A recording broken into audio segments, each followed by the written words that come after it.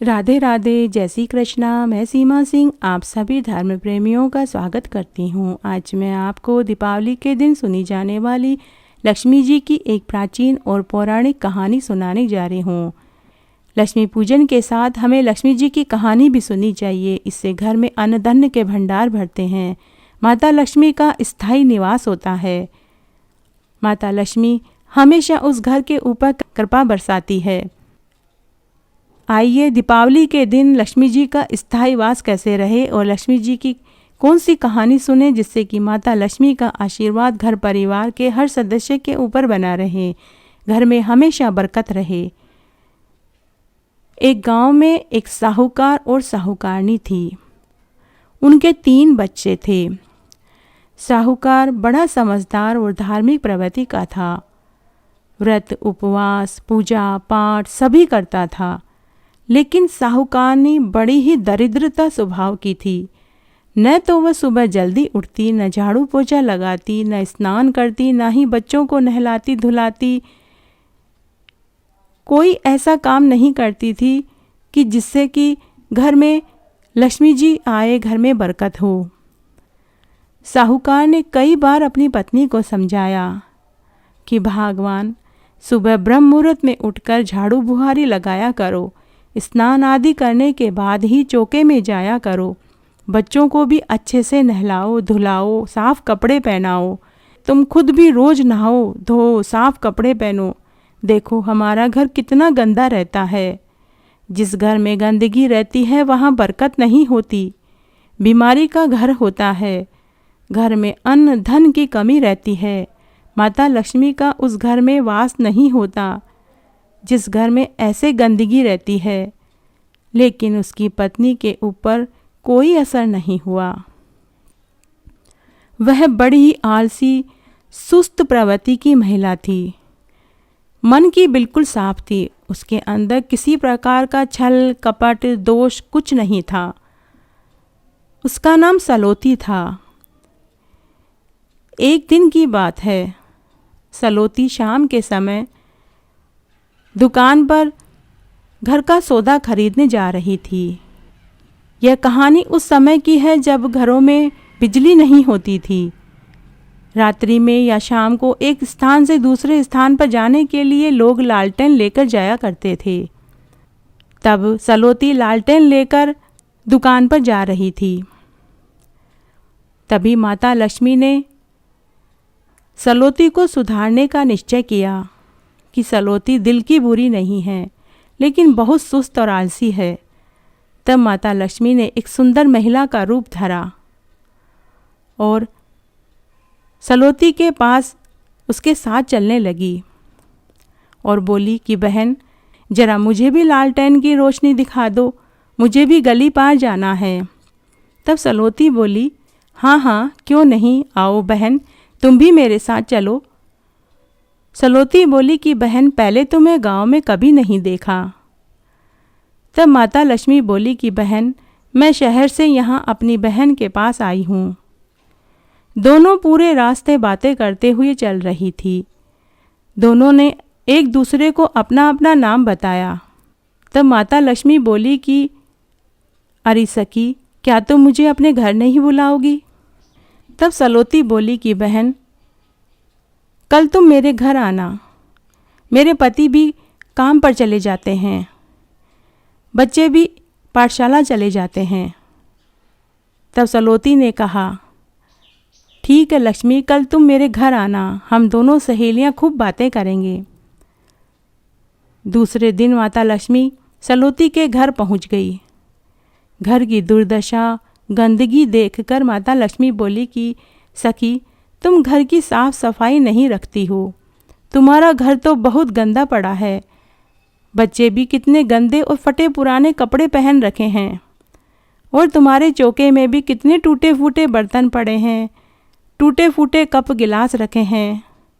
और हाँ, देखो तो सही, तुम जिस कंघे से बाल बनाती हो वह कंघा भी टूटा हुआ है, कांच भी फूटा हुआ है। सखी, तुम साफ सफाई करो, मुझे यहाँ बैठना अच्छा नहीं लग रहा। तब सलोती लक्ष्मी से बोली कि लक्ष्मी, मुझे साफ सफाई करना अच्छा नहीं लगता। तब माता लक्ष्मी ने कहा, सखी, मैं तुम्हें बताती हूँ, तुम वैसा करती जाओ। तब माता लक्ष्मी बोली कि बहन, तुम सबसे पहले घर को साफ करो, पूरे घर में झाड़ू लगाओ। तब सलोती ने झाड़ू लगाई। माता लक्ष्मी ने कहा कि अब तुम पूरे घर में पोछा लगाओ।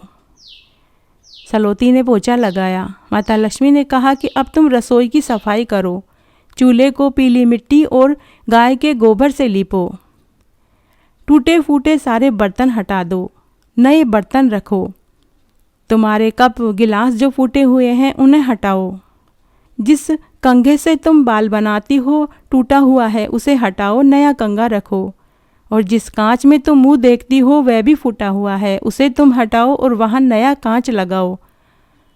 सलोती वही करती गई जैसा माता लक्ष्मी बोलती गई।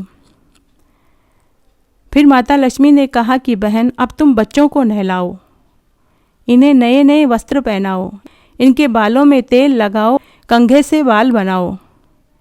माता लक्ष्मी ने कहा कि बहन, अब तुम खुद भी नहाओ और साफ सुथरे कपड़े पहनकर बाल बनाओ। इस तरह माता लक्ष्मी बोल बोल कर सलोती से घर का पूरा काम करवाती गई। इस तरह माता लक्ष्मी रोज़ सलोती के पास आती और बोल बोल कर उससे घर का सारा काम करवाती। 3-4 हफ्तों में ही सलोती को खुद को भी अच्छा लगने लगा। सलोती का पति भी बहुत खुश हुआ। इस तरह कब साल बीत गया, सलोती को पता ही नहीं चला। घर में साफ सफाई रहने से बरकत बढ़ गई, घर में अन्न धन के भंडार भर गए, पति की भी नौकरी में उन्नति हो गई। सलोती ने खूब जेवर बनवाए, बच्चों के नए नए वस्त्र खरीदे, घर में ऐशो आराम के सारे साधन हो गए, घर में नौकर चाकर घोड़ा गाड़ी सब हो गए। जब सलोती के देवरानी और जेठानी को सलोती की तरक्की का पता चला तो उनसे बर्दाश्त नहीं हुआ। वे दौड़ी दौड़ी उसके पास आई। सलोती के घर में ऐशो आराम के साधन और साफ सफाई देखी तो उनको बहुत झटका लगा। देवरानी और जेठानी ने सलोती से पूछा कि अरे सलोती, तू तो बहुत गंदी रहती थी, कभी घर में तू झाड़ू बुहारी नहीं करती थी, तू कभी बच्चों को नहलाती धुलाती भी नहीं थी। जब हम सब तुझे नहाने धोने साफ सफाई करने की कहते थे तो तू कभी नहीं मानती थी। अब तू कैसे बदल गई? तेरे घर में तो रुपयों पैसों का भंडार भर गया, अन्न धन के भंडार भर गए, तेरे घर में नौकर चाकर घोड़ा गाड़ी सब हो गए।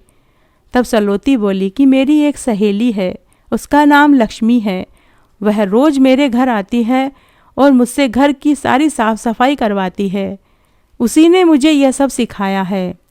देवरानी जेठानी बोली, ऐसी कैसी सहेली है जो रोज़ आती है रोज़ चली जाती है, किसी दिन हमें भी उससे मिलवा। दूसरे दिन जब माता लक्ष्मी आई तब सलोती ने कहा कि बहन, मेरी देवरानी जेठानी मुझे ताना मार रही थी, कह रही थी कि तेरी ऐसी कैसी सहेली है जो रोज़ आती है रोज़ चली जाती है। बहन, आज तो तुम्हें मेरे घर रुकना ही पड़ेगा, तुम इस चौकी पर बैठ जाओ। तब माता लक्ष्मी बोली कि बहन, मैं तो राजा महाराजाओं के घर भी नहीं बैठती, तेरे घर कैसे बैठूं? लेकिन सलोती ने माता लक्ष्मी का हाथ पकड़कर चौकी पर बैठा दिया। जैसे ही सलोती ने अपनी सहेली को चौकी पर बैठाया वैसे ही माता लक्ष्मी ने साक्षात दर्शन दिए। सलोती माता लक्ष्मी के चरणों में गिरकर प्रणाम करने लगी। तब माता लक्ष्मी ने सलोती से कहा कि पुत्री, मैं तेरे ऊपर अति प्रसन्न हुई, तू कुछ वर मांग ले। तब सलोती ने माता लक्ष्मी से कहा कि हे माँ लक्ष्मी, आप हमेशा मेरे घर में इसी तरह विराजमान रहें और मुझे इसी तरह अपने सीने से लगाए रखें और इसी तरह मुझे सलाह देती रहें। उस दिन से माता लक्ष्मी साहूकार के घर रहने लगी। उनके घर में अन्न धन के भंडार भर गए और सलोती के खूब ठाट बाट हो गए। वो रोज़ सुबह ब्रह्म मुहूर्त में उठती, झाड़ू पोछा करती, स्नान करती, उसके बाद ही चौके में जाती।